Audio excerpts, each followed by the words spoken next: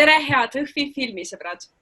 Meie 5 abituriendist koosnev žürii selgitasime välja enda lemmiku Eesti žanrifilmi võitja. Kuid enne seda sooviksime välja anda eripreemia filmile, mis on väga omapärane ning samuti humoorikas ning meid noori tegutsema ja proovima motiveeriv film. Ja selleks filmiks see aasta on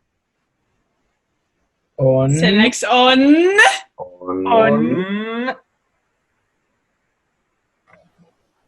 Ükssarvik.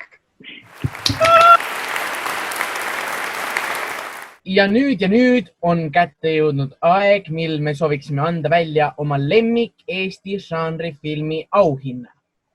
Tegu on väga originaalse ja huvitava filmiga, mis suutis luua tõeliselt õudse atmosfääri ning silma paistis ka imeline näitlejatöö. Samuti oli see film tehniliselt väga hästi sooritatud. Ning silma jäid ka kaunid ja ajastud ruudkostüümid. lugude vahelised üleminekud olid väga huvitava lahendusega. Ja selleks filmiks on